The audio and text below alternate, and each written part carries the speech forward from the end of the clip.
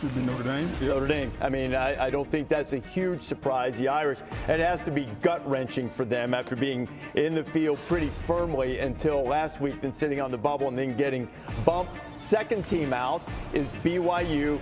Their only two losses, both to Texas Tech, both decisively. Kalani Sitake has an excellent team, but the committee deems not quite enough to make it into the field. Notre Dame is the team that is on the outside looking in. What's up, review crew?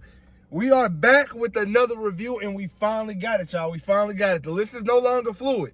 The shit is here. The college football playoff selection show took off today, noon Eastern time, and we got some surprises, y'all. We got some surprises. So we knew Alabama, Notre Dame, Miami. Those three schools, but only two spots. Who would get in? We found out today, y'all. We found out. And I ain't even gonna lie. I'm not mad at it. I know I've talked a lot about Notre Dame and how well they coach. I love Marcus Freeman. But when you look at the head-to-head with them in Miami, it had to be done. Sorry, Notre Dame. Sorry. No chance this year, man, to repeat y'all going back to the championship. But let's get into the rankings. All right. So, starting out, we got number 12, James Madison, versus 5, Oregon. Oregon is about to beat the shit out of James Madison University. Then we got a rematch between number 9, Alabama, and number 8, Oklahoma. Oklahoma won earlier this season, 23-21. I've been talking a lot about Alabama and how good I think they can be. Seeing them play against Georgia yesterday, I don't know if Georgia is that fucking dominant or Alabama has just lost its way. Either way, I don't know, man. I'm going to go Alabama. I can't go against Alabama. I think getting your ass whooped like that on national television, I think it's going to incentivize you to play your best game, and I feel like they're going to beat Oklahoma. And a similar score, very close. Then we got number 11, Tulane, versus number 6, Ole Miss. Remember, Ole Miss beat the shit out of Tulane earlier this season, 45-10. But that was with Lane Kiffin calling the shots and being there as head honcho. He's not there no more. Will they feel defeated? Will they feel like, will they just throw their hat in like, hey, man, like, we ain't got Lane no more, man. Like, let's just focus on next year.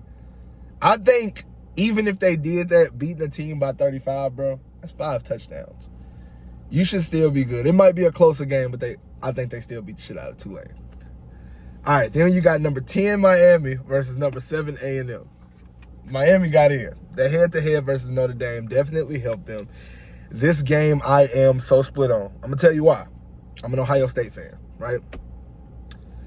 My best friend and my cousin are Miami fans. I love talking shit to my friends and family. So do I want to play against Miami just to be able to talk shit to them? Or do I want to show the SEC that we ain't worried about shit? Because the way that this bracket is set up, we gonna have to show the SEC who the fuck we are. We gonna have to. All right, so we got number 5, Oregon, versus number 4, who had a bye, Texas Tech. Texas Tech is going to lose this game. I've been saying all season long, Oregon is a great football team. They are a great football team. I think they are the 4th best team in college football, right behind Georgia, Ohio State, and Indiana. Indiana beat Oregon by this much. In Indiana, after seeing them play last night against my Buckeyes, they are actually a really good team. I can't take anything away from Indiana. They are an amazing team. That defense, I just still can't get over it. I did not think they had defense like that. Which brings me to the next point. Number 9, Alabama versus number 1, Indiana. Now, we've seen this matchup in prior reviews that I've done, and I've gone Alabama. I'm not doing that this time. No way. I don't care if Oklahoma ends up beating Alabama and they play against Indiana. Indiana's not losing. They're not losing. I'm here to tell y'all that right now. They're not losing. So then we got number 6, Ole Miss versus number 3, Georgia. They played earlier this season. Georgia beat them 43-35. Very slim margin. But they don't have Lane Kiffin. Georgia is rolling right now. I don't think it's going to be a game. I think they handled the Ole Miss Rebels pretty easily.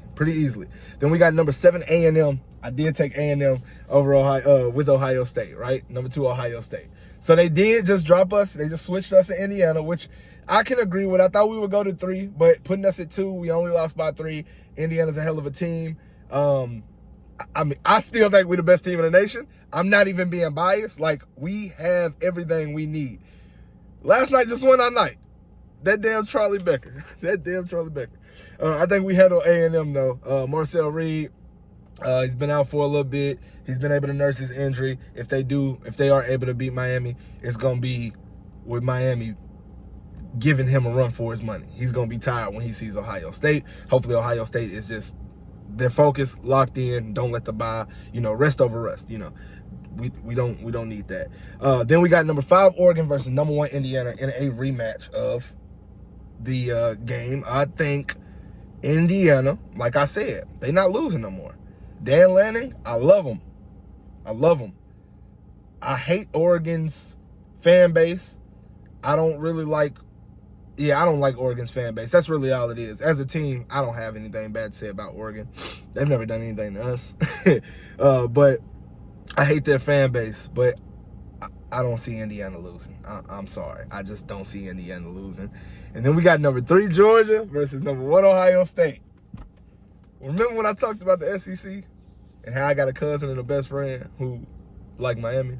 Well, I also have a best friend who loves the Georgia Bulldogs. Always talking shit about the Bulldogs. And we've seen them before when they put out my boy Marvin Harrison Jr. We talked about that before too. I don't like Georgia for that reason, because they hurt my boy.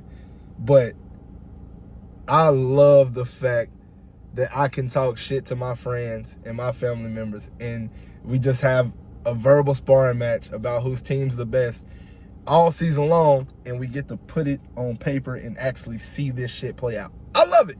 So hopefully we handle business, Georgia handles business, we can see this, because I think we take the SEC down for a second year in a row, beating 2 SEC teams on the way to a national championship.